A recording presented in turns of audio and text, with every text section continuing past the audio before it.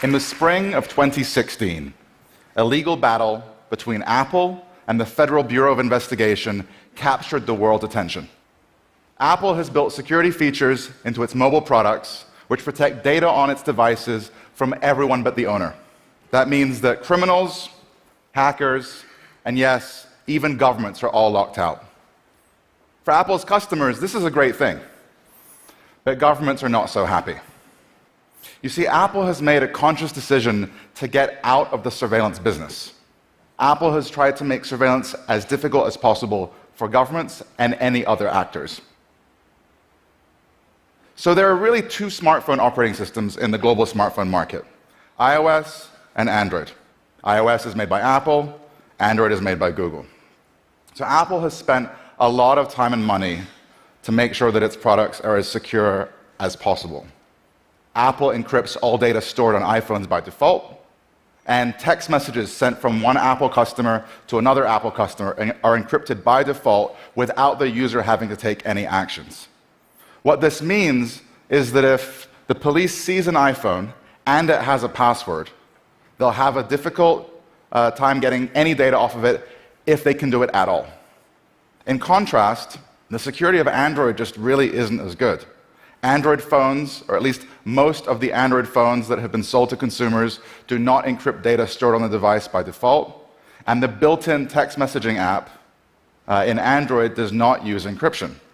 So if the police sees an Android phone, chances are they'll be able to get all the data that they want off of that device. Two smartphones from two of the biggest companies in the world, one that protects data by default and one that doesn't. Apple is a seller of luxury goods. It dominates the high end of the market. And we would expect a manufacturer of luxury goods to have products that include more features. But not everyone can afford an iPhone. That's where Android really dominates, at the middle and low end of the market.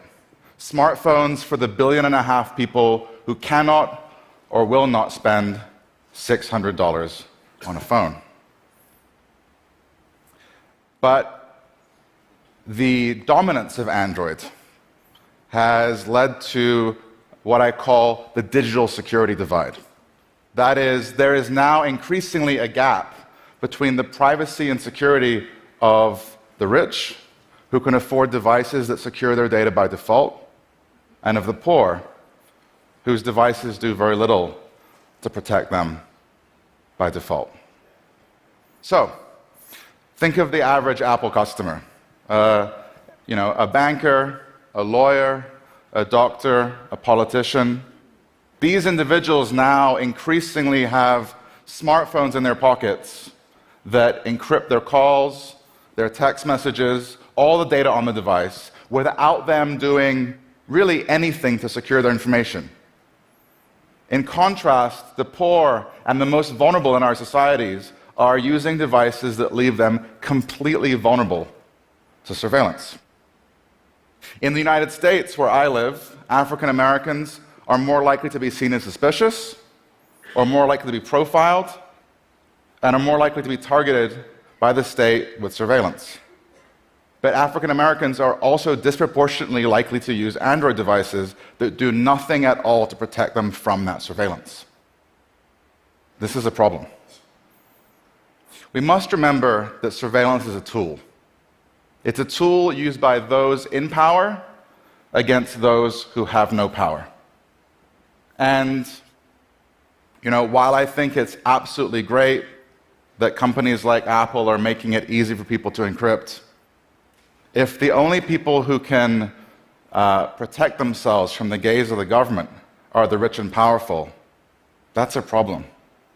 And it's not just a privacy or cybersecurity problem, it's a civil rights problem. So the lack of default security in Android is not just a problem for the poor and vulnerable users who are depending on these devices. This is actually a problem for our democracy. I'll explain what I mean. Modern social movements rely on technology, from Black Lives Matter to the Arab Spring to Occupy Wall Street. The organizers of these movements and the members of these movements increasingly communicate and coordinate with smartphones. And so naturally, governments that feel threatened by these movements will also target the organizers and their smartphones. Now, it's quite possible that a future Martin Luther King or a Mandela or a Gandhi will have an iPhone and be protected from government surveillance. But chances are they'll probably have a cheap $20 Android phone in their pocket.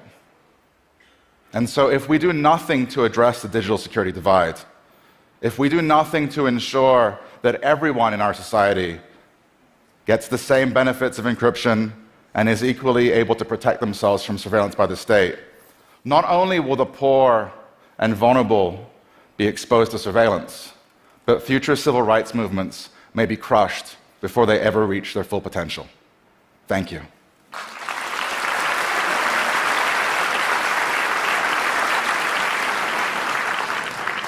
So, Chris, thank you so much. I have a question for you. We saw recently in the press that Mark Zuckerberg from Facebook covers over his camera and does something with his headphone mic jack. So I wanted to ask you a personal question, which is, do you do that? And then on behalf of everyone here, and particularly myself, should we be doing that? Should we be covering these things? So putting a sticker, or actually like Band-Aids, because you can remove them and put them back on whenever you want to make a call, or a Skype call, putting a sticker over your webcam is probably the best thing that you can do for your privacy in terms of bang for buck. There really is malware, malicious software out there that can take over your webcam even without the light turning on. This is used by criminals, this is used by stalkers. You can sort of buy 1999 spy on your ex-girlfriend software online. It's really terrifying. And then, of course, it's used by governments. And there's obviously a sort of sexual violence component to this, which is that this kind of surveillance can be used most effectively against women and other people who can be shamed in our society. Even if you think you have nothing to hide, at the very least, if you have children, teenagers in your lives, make sure that you put a sticker on their camera and protect them. Wow, thank you so much. Thank you. Thanks, Chris.